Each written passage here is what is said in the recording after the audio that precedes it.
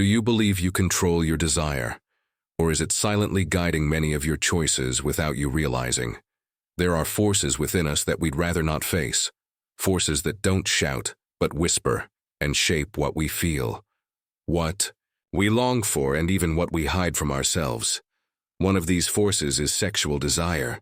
For sex therapist Dr. Ruth, understanding how desire manifests, especially in later life, is essential to living with more awareness, pleasure, and truth. We're not just talking about sex itself. We're talking about how desire works on much deeper layers of our mind and soul. It's not uncommon that after 55, we start believing that certain things have already passed, that the time for discovery is behind us, and what remains is just adaptation and resignation. But what if I told you that it is precisely now, in this phase of life, that desire begins to show itself more clearly? Dr. Ruth often warned that what we hide, what we avoid facing, always finds its way back. Sometimes it returns as fear or guilt, other times as an emptiness we can't quite explain. And repressed desire is one of those quiet shadows. When we don't listen to it, it doesn't disappear. It transforms and takes on shapes that confuse us or distance us from who we truly are. And you? Have you been looking at your desire with care? Or have you been pretending it doesn't exist? Many of us were raised to repress pleasure, especially women, taught to be discreet, restrained, to not want too much. Men, on the other hand, are often pressured to maintain a performance that doesn't match how they truly feel. What few people know is that by ignoring desire, we're not protecting ourselves. We're distancing ourselves from who we really are. Dr. Ruth always said that desire doesn't need to be feared. It needs to be understood. When we talk about sex, we're also talking about energy. An energy that moves through the body and the mind. One that doesn't disappear over time. It simply changes shape. Sex doesn't begin in the body. It begins in the mind, in gestures, in the way someone looks at you or touches you. Eroticism lives in every detail, in how we speak, how we approach, how we desire. And this energy doesn't vanish with age. It only transforms.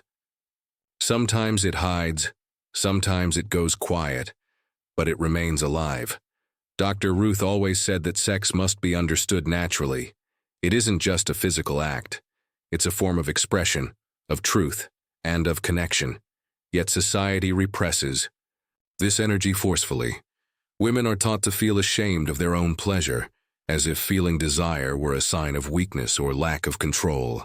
Men, on the other hand, are constantly pressured to perform, to prove they're always potent, always ready, even when they're not.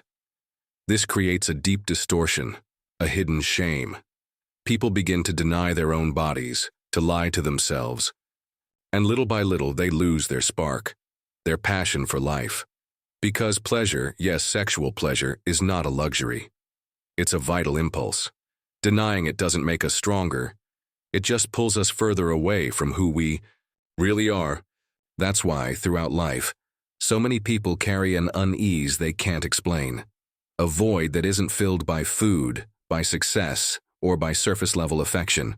It's the body asking for freedom, the libido asking to breathe. Sex, in its most essential form, asking to be lived with courage.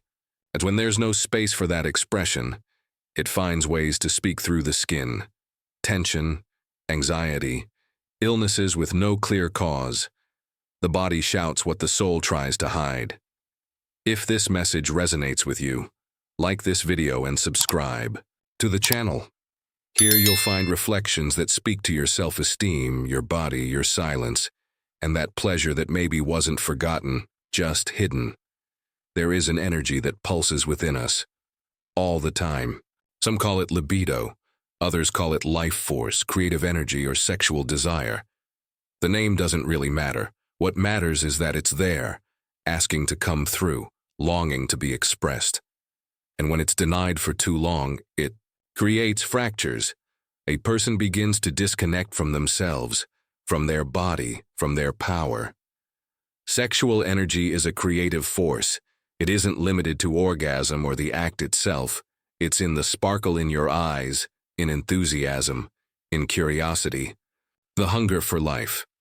Dr. Ruth used to say that orgasm is just one possible point along this journey. But for many people, it has become a burden, a pressure, a measure of success. Men feel anxious about failure, about impotence, about not being able to maintain an erection like they used to. Women feel guilty for not getting aroused the same way, for taking longer, or for not reaching climax with the same intensity. All of this comes from a distorted model of sexuality, a model that measures pleasure by someone else's standards, that compares different bodies, different stories, different moments, as if everyone should respond the same way, at the same pace, with the same reaction. But true pleasure doesn't follow a clock. It happens when there is listening, presence, surrender, when there is permission. And that applies whether you're 20, 40, or 70 years old. There is no age limit to feeling. The body does not come with an expiration date. What does exist is repression, and that, yes, that's what ages the soul. How many times have you silenced a legitimate desire out of shame? How many times have you forced a smile you didn't feel, given in when you didn't want to, stayed silent when everything in you was asking to be expressed? The body remembers these things. The sex withheld, the orgasm denied, the pleasure ignored. It all builds up. And one day, it turns into exhaustion, into apathy, into disconnection from oneself. When repression sets in, it begins to take over, even if it seems like the opposite. A person may think they're in control, that they've left it behind, that they've moved on. But in truth, they're simply protecting themselves from something that still pulses within. And what isn't looked at with love eventually turns into fear. Repressed sexuality doesn't disappear. It seeps through the cracks.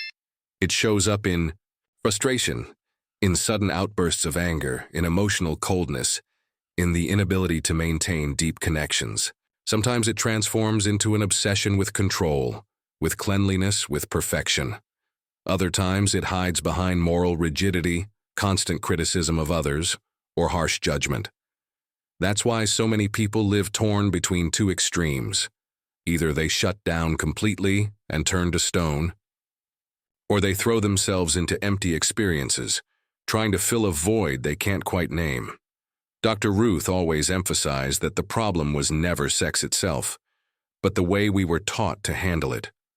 Or rather, not handle it. She used to say, "There's no right age to begin or begin again. What matters is the willingness, the openness, and the courage to listen to your body without shame. And it's not about having sex all the time. It's about being able to talk about it, to laugh, to feel, to explore, to say yes or no with awareness. Because there is nothing more liberating than allowing yourself to exist fully, including your sexual self. But to do that, we must first acknowledge how much was repressed, how much was denied, how much was silenced out of fear, guilt, or social expectation. And most of all, we must know that it is never too late to reconnect, to reawaken, to rediscover that energy that still lives inside you. And this reconnection doesn't begin in bed. It begins with listening. It begins the moment you stop running from yourself. The moment you recognize that you still feel, still desire, still get aroused, even if no one knows, even if you've never said it out loud. It begins when you allow yourself to look inward without judgment, when you realize that pleasure is still possible, that your body still responds, that your skin still tingles. And this reconnection can be quiet. It can happen in the shower, in a dance, in the soft touch of your own hand. It can happen in the way you look at yourself in the mirror, slowly, without criticism, with curiosity. Dr. Ruth used to say that eroticism begins in the mind, that the brain is our most powerful sexual organ, and that there is no age limit to turning that switch back on. Many women believe that after menopause, it's all over, that there's no more lubrication, no more sensitivity, no more orgasms. And many men, when faced with erectile dysfunction or a drop in libido, feel broken, useless, disposable. But the body doesn't fail. It just speaks a different language. And if you learn how to listen, you'll see that there is still a whole world of possibility, even if it looks different than before. Not everything has to be the way it once was. Not every pleasure has to follow the script we were taught.